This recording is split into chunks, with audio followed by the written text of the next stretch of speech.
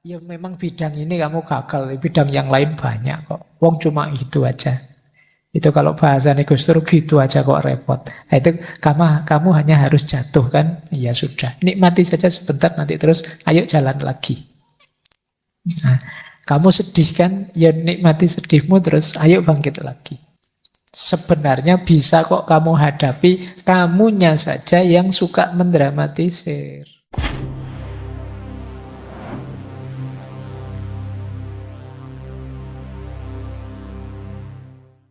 Baik, bismillah. Kita bahas sekarang kalau tadi.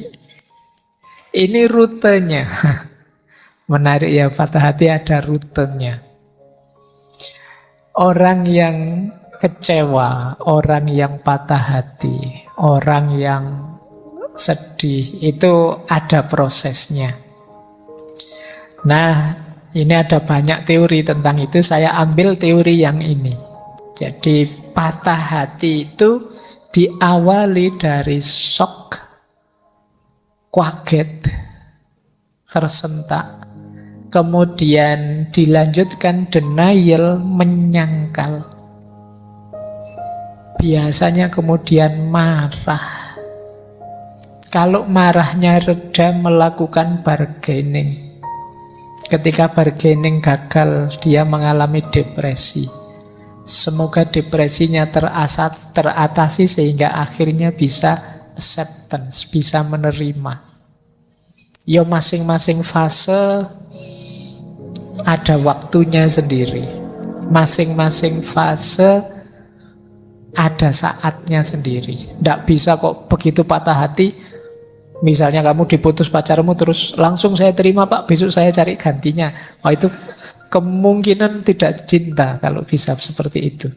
Kalau cinta beneran, tidak sesederhana itu ganti pasangan. Awalnya pasti shock. Shock itu kaget. Jadi, apa ada yang diputus pacarnya tidak kaget? Apa ada yang mengalami kekecewaan ditinggal yang dia cintai? Apapun atau siapapun yang dia cintai itu tidak kaget dan kecewa. Setiap orang pasti shock. Kamu sangat sayang dengan motormu, terus motornya terpaksa dijual karena utang SPP-mu banyak misalnya. Itu kan kamu tetap shock. Kenapa semula ada cinta di situ sekarang berpisah? Apalagi sama kekasih hatimu. Jadi tidak ada orang yang cinta beneran. Sudahlah kita sendiri-sendiri saja, putus saja terus alhamdulillah itu. Ya kalau bisa begitu itu namanya tidak cinta. Cinta beneran pasti shock.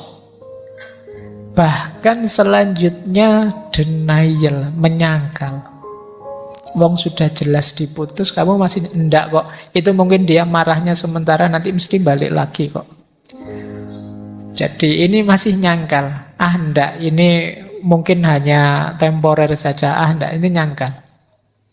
Jadi tidak percaya aku, dia bisa jauh dariku, masih menyangkal. Padahal faktanya sudah jelas.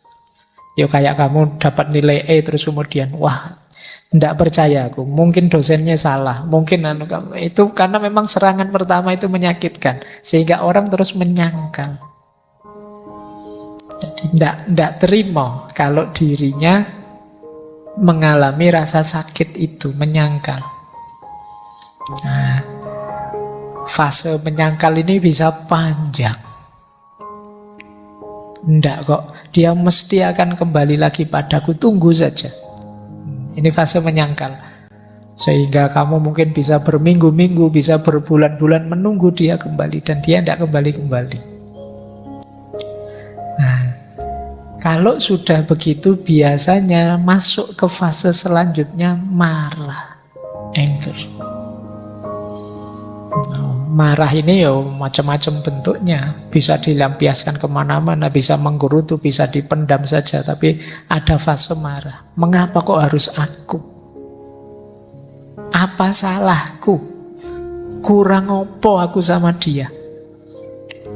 Sudah habis bensin berapa liter aku nganter dia. Loh, itu marah sudah, itu kemarahan sudah. Kalau tadi menyangkal, begitu sadar dia ternyata benar-benar pergi, marah mesti. Itu fasenya. Itu kalau pasangannya terus nikah dan dia ada di fase marah ini, hati-hati kalau datang ke pesta pernikahanmu, bisa rame itu. Nah, kalau fase denial mungkin masih dia agak menarik diri, tapi begitu marah itu pengennya melampiaskan keluar. Setelah marah biasanya ada bargaining. Dia akan mencari cara, mbok yo jangan pergi wis, kamu pingin apa wis. Mbok yo jangan berpisah, kamu perlu apa? Apapun yang kamu inginkan aku penuhilah. Itu bargaining namanya. Kadang-kadang kalau tidak bisa bargaining sama orangnya, kita bargaining sama Tuhan. Ya Allah, mbok kembalikan dia padaku wis. Saya tak rajin sholat lah mulai sekarang. Saya tak. Nah, ini bargaining namanya. Jadi kita kan kadang-kadang begitu. Ya Allah, saya tahu saya itu malas kuliah, tapi semoga saya lulus ya Allah. Janji setelah ini saya. Itu bargaining. Saya ngerti dia kecewa padaku, dia marah padaku karena saya kemarin khilaf sebentar, tapi semoga setelah ini saya ndak wis, saya janji ndak akan lagi. Ini namanya fase bargaining. Ketika bargaining ini gagal, lahirlah namanya depresi. Ini dimulai sudah fase stresnya. Fase gawat-gawatnya itu depresi ini. Kalau tidak terkontrol bisa efeknya besar. Jadi hati-hati kalau sudah sampai fase depresi, cari cara, cari jalan untuk meringankan rasa sakit ini.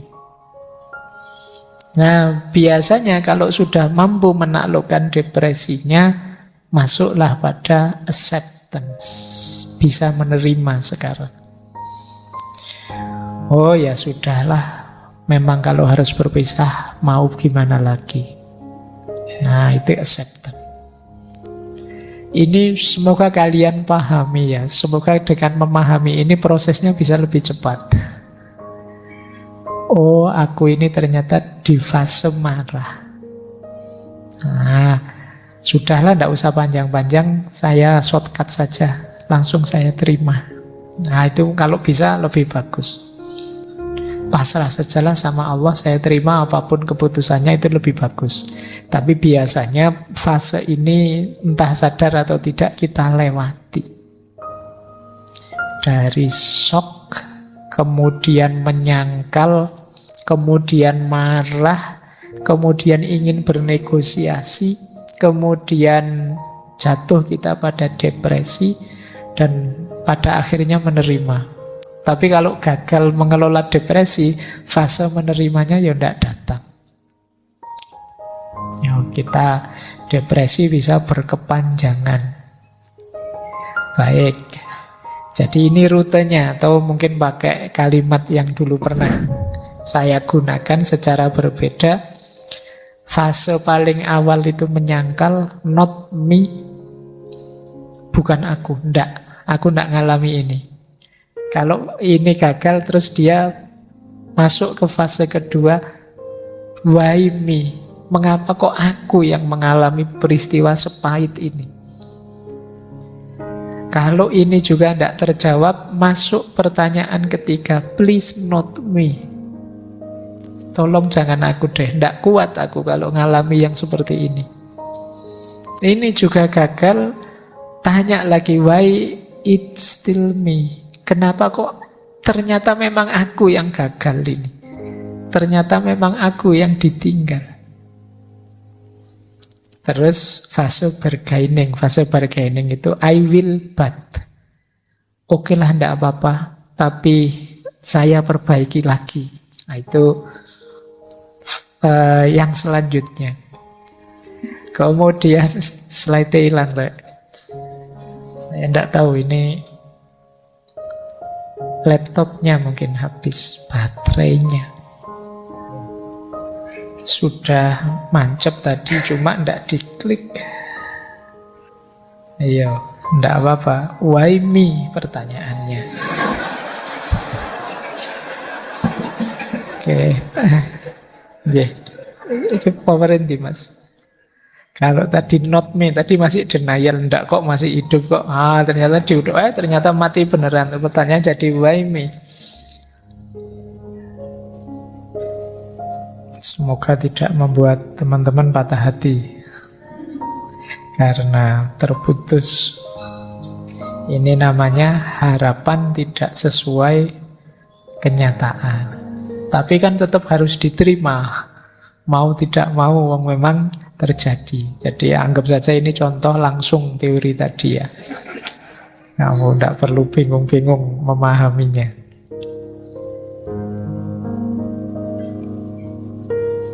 Baik, tidak apa-apa ya terputus. Jangan khawatir, meskipun putus, selesainya tetap on time kok. Ya, tidak ada injury time-nya.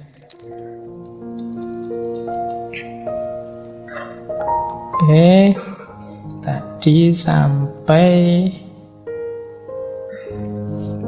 sini ya. Jadi ini sebenarnya sama dengan yang sebelumnya tadi, shock, denial, anger, bargaining, depression, acceptance, cuma dengan kata yang berbeda. Awalnya orang menyangkal mesti bukan aku. Kok ternyata aku? Why me? Kenapa kok aku? Kemudian menegaskan lagi, mbok yo jangan aku. Terus kenapa sih kok masih aku? Why it's still me?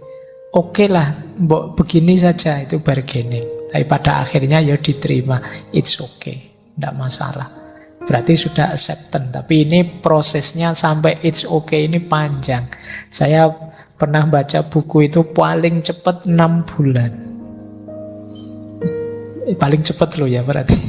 Itu berarti bisa panjang. Ada ndak yang patah hati sampai hari ini terbayang-bayang terus? Nah, mestinya masih ada. Padahal patah hatinya sekian tahun yang lalu. Nah, kita menyebutnya ndak bisa move on. Tapi ya memang proses. Yang dalam diri setiap orang beda-beda proses sembuhnya patah hati ini. Patah hati dengan apapun, dengan siapapun. Wong yo kita berpisah dengan apapun siapapun di dunia ini kan pasti. Makanya kemampuan mengelola patah hati itu bagi saya penting. Mungkin saja kita tidak patah hati dengan pasangan kita, tapi pasti pada saatnya kita akan patah hati juga, berpisah juga dengan apapun. Baik, kita lanjutkan ya. Jadi ini rutenya. Sekarang kita cek efeknya. Nah, hati-hati loh ya, patah hati juga berhubungan dengan kesehatanmu. Yang pertama apa? Gangguan kecemasan kronis. Jadi tubuh kita ini punya mekanisme fight or flight. Kalau merasa ada bahaya. Kayak kita waktu ketemu harimau misalnya di depan kita, itu kan alternatif juga, fight or flight. Nah, cirinya apa? Tubuh kita bereaksi fight or flight itu biasanya ya kita gemetar, jantung berdebar-debar, kepala pusing, mual, cemas, takut ini, takut itu. Ini kecemasan kronis. Tidak ada apa-apa kita gemeteran sendiri, takut sendiri, jantung berdebar, kepala pusing. Ini fight or flight. Mungkin pernah saya jelaskan dulu orang yang kena gejala psikosomatis itu kan karena pikirannya tidak tenang, pikirannya cemas, ya fisiknya kena. Perutnya mules, kepalanya pusing, vertigo. Nah, ini karena kecemasan. Nah, tubuh kita juga begitu. Begitu patah hati, ya mekanisme tubuh kita ini mekanisme mencari selamat tadi. Bahaya ini datang. Dia ingin menyelamatkan dirinya, maka itu tadi jantung berdetak lebih cepat, kepala jadi pusing, perut rasanya mual. Nah, ini namanya gangguan kecemasan. Ya kalau cuma ketemu harimau sebentar, wong patah hati ini lama. Kita terus-terusan begitu, ya mesti fisik kita kena. Jadi gangguan kecemasan itu ya tidak sederhana. Orang yang ngalami mesti merasakan pusingnya. Saya ada teman gangguan kecemasan itu karena sempat melihat temannya meninggal gara-gara kena stroke, itu dia was-was terus. Kepalanya pusing sedikit, waduh jangan-jangan gejala stroke ini. Terus dia jantungnya berdebar-debar, berkeringat dingin, rasanya seolah-olah ini gangguan kecemasan. Nah, yang patah hati juga mudah terkena ini. Karena patah hati itu tubuhmu merespon ada bahaya datang. Makanya orang sangat marah, orang sangat sedih itu kan jantungnya berdebar-debar, keringatnya keluar, keringat dinginnya keluar, mungkin asam lambungnya naik, sehingga dia pusing, dan lain sebagainya. Ayo dihati-hati. Ya kalau kamu masih muda, masih sehat, tapi nanti di usia tertentu mengalami gejala ini, harus agak hati-hati. Nah, itu yang pertama. Apalagi karena situasi itu nanti sistem imun kita bisa turun. Kalau tadi dopamin dan lain-lain yang keluar, waktu kita sedih, stres, itu ada hormon namanya kortisol yang keluar. Kortisol ini orang menyebutnya hormon stres. Dia menurunkan kekebalan tubuh, menaikkan gula darah. Kalsium dalam tulang juga turun, tekanan darah naik. Kamu jadi kurus, jadi males makan. Makanya jangan heran kalau orang patah hati itu males makan. Kok patah hati malah makannya enak sekali, lahap sekali. Kamu itu beneran patah hati apa gimana? Biasanya memang males makan karena stres. Dan ini tentu saja daya tahan tubuhmu turun. Jangan lupa ada juga namanya broken heart syndrome. Ini bisa menyebabkan kematian. Patah hati bisa mati, bisa. Di dunia kedokteran ada itu tadi istilahnya broken heart syndrome atau Takotsubo kardiomyopati. Ini jantungnya yang kena. Jadi ketika ada tekanan kuat karena stres, ya jantungnya yang kena. Nah kalau sejak semula tidak terlalu fit, ya bisa saja membawa kematian. Makanya rasanya tadi kok simpel, sederhana, cuma diputus pacar, ya situasinya bisa beragam. Bahkan bisa berujung kematian. Ada banyak cerita-cerita itu kan orang yang patah hati sampai kemudian mati. Kayak Majnun, kalau diceritanya itu diceritain bahwa Laila sudah meninggal duluan, tiba-tiba dia terus meninggal. Kan banyak cerita-cerita itu tiba-tiba meninggal para pecinta ini. Nah, itu mungkin karena ini tadi broken heart syndrome. Jadi ini efek di tubuh kita. Makanya saya bilang tadi, yuk kita dampingi teman-teman kita, saudara-saudara kita yang mengalami ini. Jangan diketawain lah, jangan diremehkan, disepelekan. Oke, nah sekarang kita belajar meresponnya, biar mental kita tetap sehat. Respon ini saya bagi dua, karena penting ada respon pada serangan pertama, awal, dan lanjutannya. Kalau lanjutan ini mulai tertib, tapi bagian awal lebih penting. Respon awal yang pertama apa? Itu kalimatnya menarik. Kamu hanya harus jatuh. Maksudnya apa? Berpikir yang ringan saja. Kamu hanya harus jatuh itu. Waduh, pacarku meninggalkanku. Alah yo, ditinggal pacar toh, ya enggak apa-apalah. Ya nikmati sajalah sakitnya, jatuh sebentar, ya nanti bangkit lagi. Kamu hanya harus jatuh saja. Syukur-syukur bisa ngatur posisi jatuh yang enak. Jadi alah wong jatuh saja kok. Atau sadarkan bahwa ya memang bidang ini kamu gagal, bidang yang lain banyak kok. Wong cuma itu aja. Itu kalau bahasa Gus Dur gitu aja kok repot. Nah, itu kamu hanya harus jatuh kan? Ya sudah, nikmati saja sebentar, nanti terus ayo jalan lagi. Nah, kamu sedih kan? Ya nikmati sedihmu, terus ayo bangkit lagi. Jadi kamu kan hanya harus jatuh. Nah, ya ini kalau diucapkan enak, cuma dijalani ya pening. Tapi ya memang rumus sederhananya itu. Biasanya yang nambah runyam persoalan itu kita mendramatisir.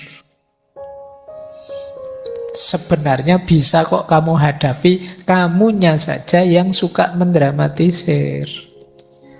Pak, pasangan saya itu segalanya bagi saya, Pak. Kalau tidak ada dia, dunia rasanya gelap, langit rasanya runtuh.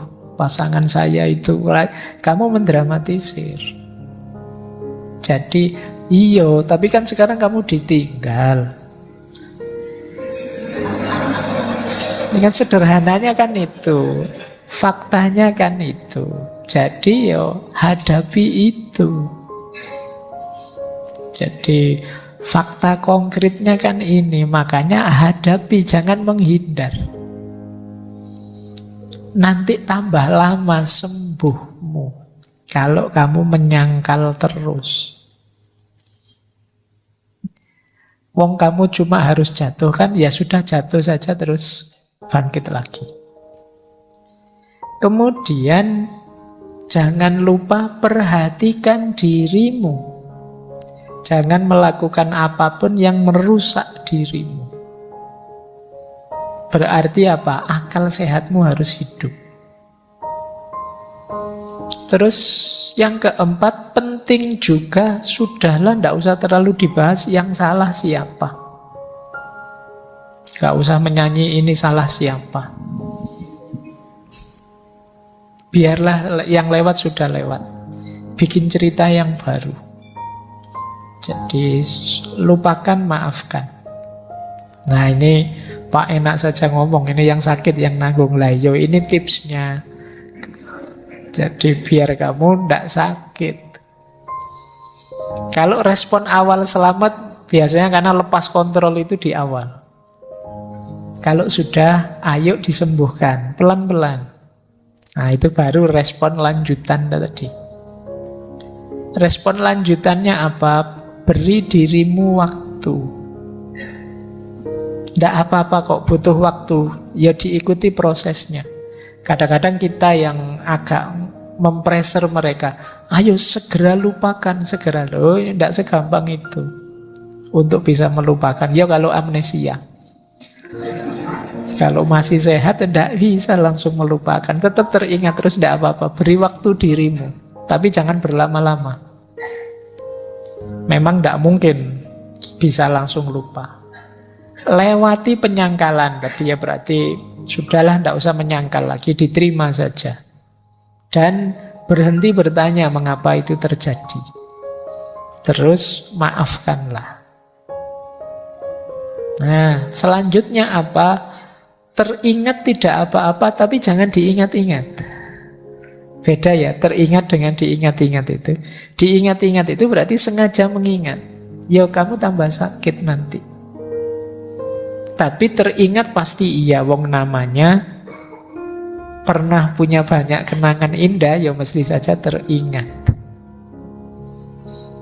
Biasa saja, tidak apa-apa. Dia datang silahkan, mau pergi lagi silahkan, di pikiran loh. Pak kok saya teringat dia, ya tidak apa-apa, diikuti saja. Nah, nanti pada saatnya ya lupa lagi, nanti kapan datang ingat lagi, lupa lagi, biar saja. Tapi jangan secara sengaja diingat-ingat. Kelihatan kok secara sengaja mengingat-ingat itu. Jangan-jangan kamu tiba-tiba stalking Instagramnya, ngecek YouTube-nya. Ya kamu tambah sakit nanti. Kalau ke situ-situ lagi, jangan-jangan dia posting sama pasangannya yang baru, wah tambah sakit lagi kamu. Kamu tidak berani posting pasanganmu yang baru, kamu tidak dapat. Atau yang kamu dapat levelnya di bawah yang ninggal kamu, misalnya. Sudahlah, tidak usah dipikir lagi, tidak usah mancing-mancing ke situ. Kemudian apa? Tetap merasa berharga, jangan minder, menjatuhkan value tadi sampai ke level FOS yang paling rendah, merasa dirimu tidak berharga. Engkau tetap berharga. Dia saja yang tidak tahu hargamu. Ya. Yo, maksudnya dia saja yang tidak tahu hargamu. Kalau dia tahu ninggal kamu sejak lama. Oke, terus ya wis pokoknya tetaplah engkau orang yang berharga, tidak usah khawatir. Nah, saatnya kamu menghidupkan sistem pendukungmu. Sistem kita itu kan punya banyak sistem pendukung. Kita punya keluarga, kita punya teman, kita punya sahabat, lingkungan kita banyak kok. Sistem pendukung di sekeliling kita banyak. Ayo dimanfaatkan. Punya teman curhat, punya sahabat. Kembali ke keluarga yang selalu pasti siap menerima kita. Jadi ada banyak supporter kita, tidak usah khawatir. Terus layani diri kita dengan baik. Sementara memanjakan diri tidak apa-apa. Pengen makan enak, ayo. Pengen tiduran yang lama, rebahan, ayo. Wong yo kemarin juga sudah rebahan terus kan. Jadi sekarang ada alasannya, tidak apa-apa. Terus cobalah aktivitas atau hobi yang baru. Cari kesibukan lah biar nggak ngelamun terus. Terus bangun kenangan-kenangan baru. Bahkan ada yang bilang datangi tempat-tempat yang dulu kamu perlu kenangan dengan dia, bikin kenangan yang baru di situ. Jadi biar ketumpuk, yang teringat kenangan yang terakhir ini, yang lebih indah. Mungkin dengan keluarga, dengan sahabatmu, yang lebih menyenangkan. Bersosialisasilah, jangan mengurung diri. Akan lebih meringankanmu. Boleh pakai teknik-teknik coping kalau dalam psikologi, mungkin pernafasan, mungkin meditasi. Untuk menenangkan diri. Bisa mempertimbangkan saatnya membuka hati kembali. Jangan khawatir, yang lain masih banyak yang mau dengan dirimu. Setiap orang ada jodohnya. Nah, ini rumus sederhana untuk tetap membuatmu kuat. Tidak usah khawatir. Kan alasan yang paling enak untuk menenangkan diri kan, memang mungkin bukan jodohku. Nah, itu paling nyaman. Kita bersandar kembali ke Tuhan. Kalau Tuhan tidak menghendaki, ya mau apa? Sekuat apapun kita, tanpa kehendaknya tidak ada apa-apanya. Nah, itu lebih ringan. Nah, nanti yang semacam ini kita bahas di minggu keempat ketika kita berhadapan dengan perspektif sufisme. Cuma malam hari ini memang kita pahami dulu situasinya orang yang patah hati. Kemudian kalau memang agak gawat, misalnya stres, depresi, mau agak mengkhawatirkan, jangan malu-malu, jangan ragu-ragu untuk mencari konseling atau berobat ke ahli jiwa. Karena tadi efeknya ternyata bisa besar untuk kesehatanmu lahir dan batin. Maka tidak apa-apa kamu mendatangi ahli jiwa. Baik, jadi ini respon-respon ideal. Nah, sekarang kita lihat beberapa perspektif psikologi ya. Ini menarik. Ada tuntunan dari Brian McGill. Kata dia sebenarnya, ayo kita lihat dari sudut pandang yang berbeda. Kata dia, sebenarnya hatimu bukan patah. Hati tak akan bisa patah. Yang kamu rasakan adalah sakitnya tumbuh. Hatimu tumbuh dalam kebijaksanaan, kelembutan, dan kekuatan, sehingga suatu hari nanti kamu bisa mencintai lebih hebat. Jadi mari kita pahami secara berbeda. Ini persis pelajaran filsafat. Jadikan apapun jadi pelajaran, termasuk patah hati. Pelajaran itu berarti kita pahami dalam rangka kita tumbuh jadi lebih baik.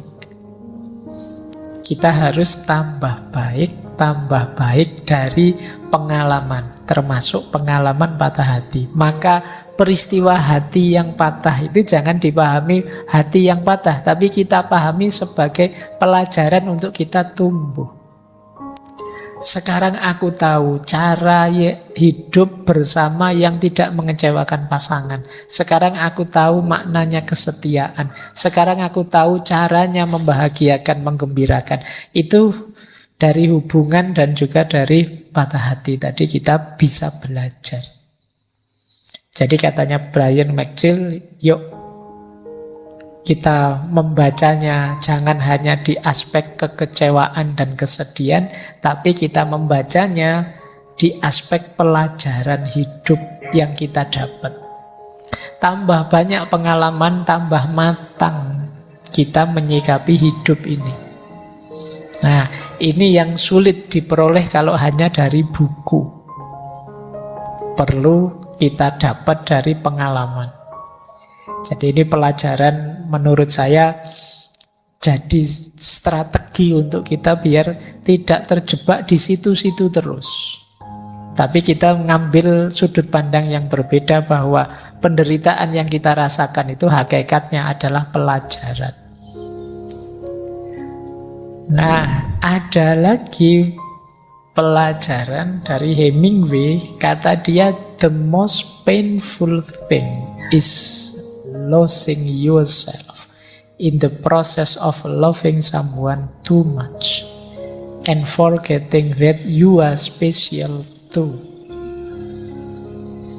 Kalian boleh tetap nyambung, boleh pisah, tapi tolong jangan kehilangan dirimu. Banyak orang yang saking melekatnya pada seseorang dengan alasan saking cintanya sampai dia melenyapkan dirinya, kehilangan dirinya. Jadi cinta berubah jadi kompromi-kompromi. Asal engkau tidak pergi, aku rela berubah jadi apapun yang engkau inginkan. Ini namanya kompromi, bukan cinta. Atau kalau pasanganmu hanya mau mencintaimu dengan syarat dan ketentuan seperti iklan. Ya, itu kan kalau iklan itu kan begitu. Aku mencintaimu terus ada tanda bintangnya di bawahnya syarat dan ketentuan berlaku loh. Itu bukan cinta, itu dagang. Jadi di antara kuncinya cinta itu bisa tegak, ya engkau jadi dirimu, dia jadi dirinya. Kemarin dulu kita bahas yang ini ya, ketika kita membahas Khalil Gibran. Jangan lupa masing-masing kalian itu istimewa. Justru istimewanya terletak dalam perbedaan. Jadi kunci mencintai itu kan salah satunya ada respect, saling menghargai. Jadi kalau ada cinta yang membuatmu kehilangan dirimu dalam proses mencintai itu, sebenarnya itulah the most painful thing, kata Hemingway. Itu yang paling menyakitkan. Cinta itu sebenarnya mendukungmu untuk semakin eksis jadi manusia, seperti minggu depan kita bahas. Tapi justru cinta bisa melenyapkanmu. Nah, ini yang paling menyakitkan. Kamu tidak ada lagi. Kamu memasrahkan dirimu sepenuhnya pada yang engkau cintai, sesuai keinginannya, sesuai perintahnya, sesuai kehendaknya, ya selesai, kamu kehilangan dirimu. Dan sebenarnya itulah yang paling perlu disesali. Ini kata Hemingway. Nah, ini pelajaran selanjutnya. Jadi patah hati itu natural saja, karena yang bertemu itu bisa cocok, bisa tidak. Perpisahan itu niscaya. Tapi semoga kalian tidak kehilangan diri, tidak berkompromi. Nah, ini juga ada kalimat, air mata yang mengalir untuk orang lain itu bukan tanda kelemahan, tetapi tanda hati yang jernih. Nah, ini oke ya. Jadi apa, kalau patah hati tidak usah malu-malu, nangis saja tidak apa-apa. Justru itu menunjukkan ya kalian memang tulus mencintainya. Makanya ketika berpisah sakit. Nah, ya yang cowok juga ndak usah malu-malu, kalau pengen nangis ya nangis. Ndak apa-apa. Kenapa? Ya mosok kamu pisah terus ketawa. Itu berarti ndak cinta, ndak tulus tadi. Pisah terus nyukur-nyukur ke, yo rasain lu, ndak lah. Kalau memang tulus kemarin mencintai, berpisah itu memang sakit. Ndak apa-apa menangis, karena tangisan itu bukan pertanda bahwa kamu lemah, tapi pertanda bahwa kamu tulus. Jadi wong manusia itu makhluk makna. Apa-apa ya kamu maknai yang positif lah. Tangisan dimaknai sebagai ketulusan. Nanti perpisahan dimaknai sebagai takdir atau barokah atau apalah, monggo. Nah itu kan lebih meringankan hatimu daripada kamu maknai sebagai bencana. Atau maknai seperti tadi, begitu diputus, wah ini berarti Allah sedang memberiku pelajaran tambahan. Aku harus nyari pelajaran lagi ke yang lain, tidak hanya pelajaran ini. Nah itu lebih meringankan. Jadi ini quotes yang ini mengajarkan kita untuk memberi makna yang positif saja. Baik. Nah, ternyata kata Josh Harris ini yang tadi punya quote sebelumnya, ada yang lebih menyakitkan dibandingkan patah hati. Waiting hurts, forgetting hurts, but not knowing which decision to take can sometimes be the most painful. Menunggu itu menyakitkan, melupakan juga menyakitkan, tetapi tidak tahu mana yang harus aku lakukan, aku putuskan, itu biasanya kadang-kadang jauh lebih menyakitkan. Berarti apa? Situasi tidak jelas itu lebih menyakitkan. Kamu itu masih cinta padaku apa pingin pisah? Nah, kalau masih cinta kok begitu, kalau pengen pisah kok begitu, tidak jelas. Aku harus melupakanmu atau menunggumu, itu tidak jelas juga, itu jauh lebih menyakitkan. Nah, yang pengalaman mesti ngerti lah. Seperti apa digantung, tidak jelas. Nah, oke, baik. Ini beberapa quotes. Apapun yang terjadi saat kalian patah hati, 4 hal ini jangan hilang. Kalau hilang bencana, double. Yang pertama apa? Badan sehat. Yang kedua, akal sehat. Yang ketiga, makna hidup. Yang keempat, moral, akhlak. Patah hati bukan alasan kalian boleh melakukan apa saja, termasuk yang nabrak norma-norma moral, akhlak, dan adab. Jadi kalian boleh ngapain saja untuk melampiaskan, mencari hiburan, tapi jangan nabrak norma, akhlak, dan adab. Jangan kehilangan makna hidup dan tujuan hidup. Pastikan akalmu tetap sehat, badanmu tetap sehat. Apapun yang terjadi. Nah, mau kamu menyanyi-nyanyi sedih berhari-hari, berminggu-minggu, mau kamu nangis menghabiskan berbantal-bantal, tidak apa-apa. Asal badanmu tetap sehat, berarti yo habis nangis kalau waktunya makan ya makan. Jadi biar tetap sehat. Nah, akal sehatnya juga dijaga, jangan melakukan yang aneh-aneh. Makna hidup juga harus tetap diyakini. Hidup tetap harus bermakna. Versimu, meskipun setelah patah hati mungkin ada pergeseran-pergeseran, tapi jangan hidup tanpa tujuan. Dan akhlak, jangan diterjang, jangan ditabrak. Begitu kalian nabrak 4 hal ini, maka kalian tidak keluar dari masalah, tapi akan nambah masalah. Pokoknya jangan lupakan ini saja. Sisanya setiap orang mungkin punya strategi sendiri, tapi ini nanti jadi kunci. Karena itu tadi, kalian kan hanya harus jatuh. Wong cuma hanya jatuh itu saja kan tidak harus mengorbankan keseluruhan hidupmu.